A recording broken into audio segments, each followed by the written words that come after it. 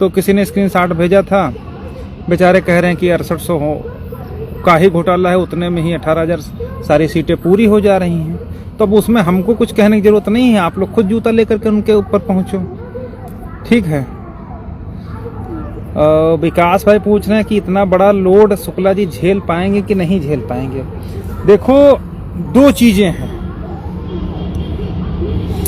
पहली चीज तो ये है कि जिस पर मैं कॉन्फिडेंट हूं, ठीक है, जितना शुक्ला जी ने कोर्ट में बोला, वैसे तो वो कम बोलते हैं, लेकिन जितना बोला है उतना तो डेड श्योर है, जहां तक मैं समझ पा रहा हूं। चूंकि किसी चीज का मैं बहुत ज्यादा वो नहीं कहूंगा कि आत्म मुग्ध हो गए या एकदम पूरी तरीके से ओवर कॉन्फिडेंट हो गए, ये मैं नहीं कहूंगा, लेकिन इतना जरूर कहूंगा कि जो दो बात कोर्ट ने, जब सुदीप सेठ साहब बहस कर रहे थे तो उनकी बात को सिर्फ इतना सा था कि कोर्ट ने स्टेटमेंट दिया था अपना वहां पर, ठीक है, और वो स्टेटमेंट उन्होंने कहा था कि ये सेंट्रल लॉ है और जब तक रिप्लेसमेंट नहीं होगा, जितने पदों की सूची निकली है तब तक उसमें नहीं हो पाएगा। तो इतना तो सिंपल सी बात है कि फिलहाल हम लोग, जहां तक मैं समझ पा रहा हूं, कि यदि हम लोग कंसिडर नहीं किया तो ये पूरी की पूरी चेन सूची रद्द होने की ओर जा रही है। ठीक है।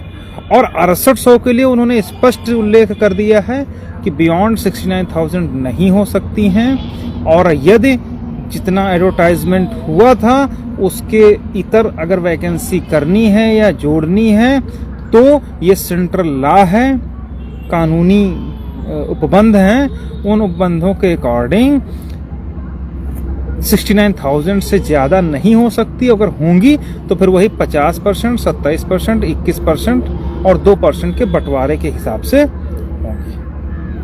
ठीक है। तो ये बात है। अब 6800 वाले फर्जी में हमको, अब देखो, आ गए यहाँ पर लाइव में, आए उल्टा सीधा के लात मार के भगा दिए गए बेचारे। ठीक है। तो कहने का मतलब ये है कि भाई आप हमसे जलन क्यों रखो?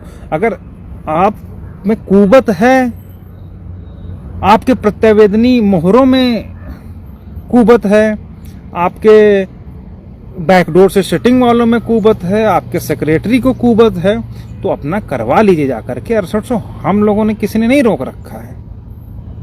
ठीक है। ये तो survival of the fittest theory है कि जो सबसे फिट होगा वही सरवाइव कर पाएगा, बाकी जो अनफिट होगा वो बाहर हो जाएगा। अब तुम लोग 6800 की लिस्ट में नाम आने के बाद बड़ी बुआ बन रहे थे, कह रहे थे इतने का ही घोटाला है, तो अब लो प्रूफ करो। अगर इतने घोटाला है तो अपना जा करके हम लोगों को बाहर कर दो और अपना करवा लो जा करके। तो उस पर भी हम नहीं जाएंगे। ठीक है।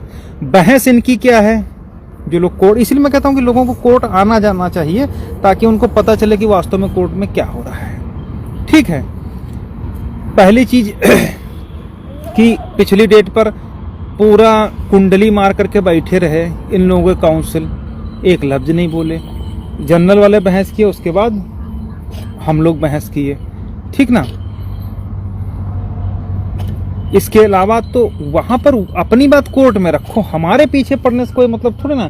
हमारे पीछे पड़ोगे तो बर्बाद हो जाओगे, जैसे कि हो गए हो। मैंने पहले कहा कि और जो लोग कहते हैं कि 6800 के पीछे पड़ो, हम नहीं 6800 के पीछे पड़े। हमारा तो सिर्फ इतना कहना है कि भाई अगर घोटाला 6800 का हो, 5800 का हो, 200 सीटों का हो या ना हो, इससे हमको कोई मतलब नहीं। हम तो अब तो मैं ये भी कहता हूं कि मैं ये भूल गया हूं कि कोई लिस्ट भी आई है 6800 की, क्योंकि उसका काम खत्म हो गया है। तो अब हमारा स्टेटमेंट कोर्ट में सिर्फ इतना है कि हम कहते हैं घोटाला 2 सीट का है या नहीं है, या 10,000 सीट का है, 20,000 सीट का है, जितने का भी है भी या नहीं है। इसका तरीका सिर्फ एक ही है, और वो ये तरीका है, सेठ साहब ने उसमें धज्जियां उड़ाते हुए लिखी थी, बोला था कि आप अप्लाइड कैटेगरी, अपॉइंट कैटेगरी और क्वालिफाइंग मार्क्स जो कट ऑफ है उसको आप डिस्क्लोज करते हुए डिसेंडिंग ऑर्डर में एक सूची जारी कर दीजिए, अपने आप पता चल जाएगा कि कितने का घोटाला है कि नहीं है। वो आपने डिस्क्लोज नहीं की। उसका रीजन ये हुआ कि बहुत सारे पिटीशंस आ गए, मुकदमे आ गए, लड़के परेशान हैं, ये सारी बात कोर्ट के समक्ष उन्होंने रखी। तो बस उतना सा ही हमारा है, चाहे बी टीम वाले हों, चाहे ए टीम वाले हों, चाहे सी टीम वाले हों, चाहे गुलाम हों, चाहे कोई भी हो।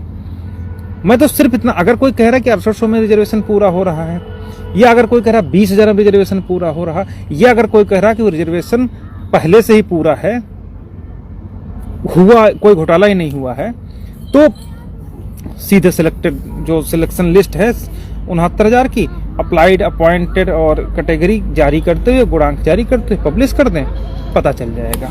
ठीक है, तो अब चूंकि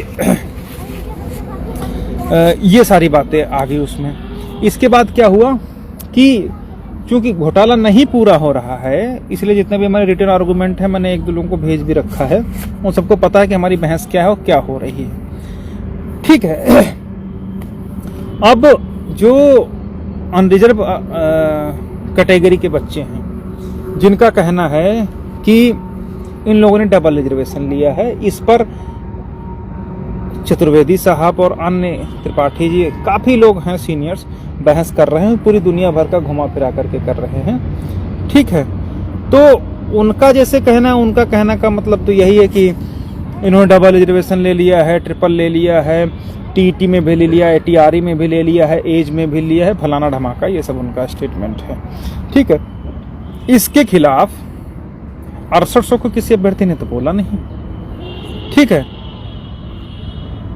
जबकि अगर उनको वो अटल सत्य है तो उनको उसको डिफेंड करना चाहिए, नहीं डिफेंड करना चाहिए। उसके खिलाफ सबसे पहले हम लोगों ने शुरू किया और हम ही लोग उसको डिफेंड करेंगे और जीत के रास्ते तक ले जाएंगे। ठीक है, ये सारी चीज़ें हैं। अब जो उसमें सबसे महत्वपूर्ण बात यह है कि जो चतुर्वेदी जी ने जजमेंट दिखाए हैं, पहला जजमेंट है नीरव कुमार मखवाना वर्सेस